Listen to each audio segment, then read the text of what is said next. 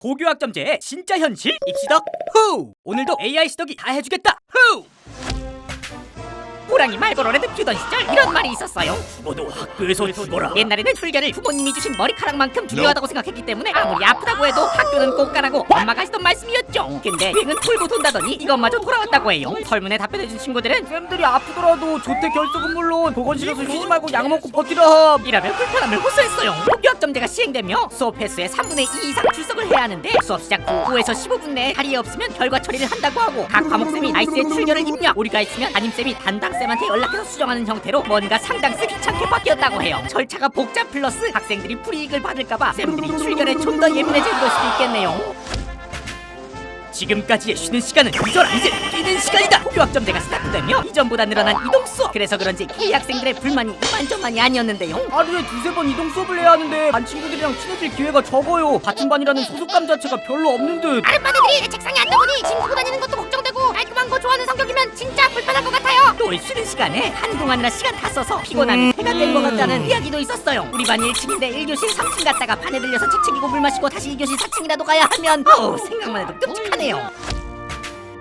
에렌니에가 마냥 자유를 울부짖던 후원들에게 찾아온 과목 선택의 자유. 하지만 갑자기 찾아온 자유는 과목계 딱 올림을 토래했다는데요. 과목 개설조차 학교의 자유라 학생이 적거나 쌤이 없으면 과목 개설 자체가 안 될 수도 있다던데요. 저는 심지어 과학고에 재학 중인데 배급 화학 같은 어려운 과목들은 개설 자체가 안 돼서 들을 수 없었어요. 혹은 해관까지는 아니더라도 장평에서는 수강 인원과 등급 비율이 직결되는 만큼 저희 학교는 동아시아사 수강 인원이 적어서 1등급이 한 명뿐이었어요. 라는 후기까지 나왔어요. 정말 문제죠. 심지어 학생마다 듣는 수업이 다 다르니 시험 개수도 저마다 다 달라서 친구들은 다 집 가는데 나만 시험 받는 제보도 왔어요. 한편으로는 학교 입학 전부터 과목 편제표를 보고 가서 내 진로에 맞는 과목을 골라 들을 수 있어서 동기부여가 돼요. 라며 긍정적인 점을 짚어준 친구들도 있었어요. 마침 진로 얘기가 나왔으니 이어서 이야기해볼까 해요. 고교학점제의 가장 중요한 포인트는 바로 진로인데요. 자기 진로를 바탕으로 수업을 선택해야 해서 고1부터 진로를 정하라는 압박이 들어온다고 하죠. 성인들도 진로 못 정하는 사람들이 많은데 대충 정하라니 당황스러움. 라는 반응을 보여줬는데요. 그래서 대부분 진짜 자기 진로보다는 대충 대학 가기 좋다는 과목 동아리 골라서 안전빵 따라가는 친구들이 많다고 하더라고요. 심지어 중간에 진로가 바뀌면 선택 과목 생기부를 바꾸기가 어려워서 1학년 때 진로를 정하면 내 꿈이 변해도 어쩔 수 없이 처음 선택한 방향으로밖에 갈 수 없다고 해요. 하지만 반대로 진로를 일찍부터 정한 친구들에게는 오히려 좋은 개꿀 제도라는 것도 여러 친구들의 의견이었어요. 이번 설문에서 가장 격한 반응을 보여준 게 최성보, 바로 최소 성취 수준 보장제예요. 일단 같은 게 뭐냐? 성취도 40% 못 넘으면 방학 안 가고 보충 수업 들어야. 제가 예체능인데 최성보 때문에 과목을 다 챙겨야 해서 더 피곤해졌어요. 라는 반응들이 많다. 안 그래도 공부 부담이 컸는데 최소 성취 수준이라는 게 생기니 부담이라는 거죠. 심지어 쌤들도 모든 학생들의 성취 수준을 챙겨야 해서 매 수업 시간마다 최성 부분 걱정에 매일매일 늙어가고 있다고 하더라고요.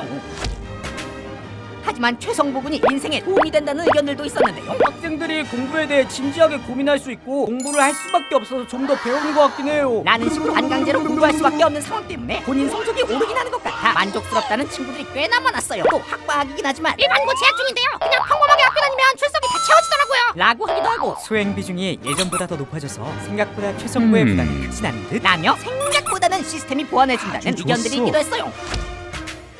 방금 수행 비중에 대한 얘기가 나왔었는데요. 고교학점제 시행되면서 수행 기본 점수가 높아졌어요. 물론 학과학이지만 수행평가 비중이 예전보다 늘어나서 학기마다 2번씩 보는 중간 기말고사에 대한 부담이 줄어들었다고 이야기해준 친구들 비중이 꽤 많아 보였어요. 갑자기 생겨난 최성보고 때문에 고통받는 우리 K 학생들을 위해 선생님들께서 그나마 안정적으로 최성보를 넘길 수 있도록 수행평가 비중을 늘려준 거라고 하네요. 물론 입학하자마자 국수사과형 수행이 와다다다 들어오기 시작했고요. 라며 수행에 고통받는 친구들이 있다는 건 안 비밀. 구독해라 후! 요즘 들어 형 채널에 고교학점제 때문에 힘들다는 댓글이 많이 모여 준비해본 오늘의 영상. 고등학교 친구들은 공감됐고 중학교 친구들 도움이 됐나요? 더 궁금한 게 있다면 댓글에 달아줘요. 그럼 구독하시고 고등학교 황제여 여러분, 빠이!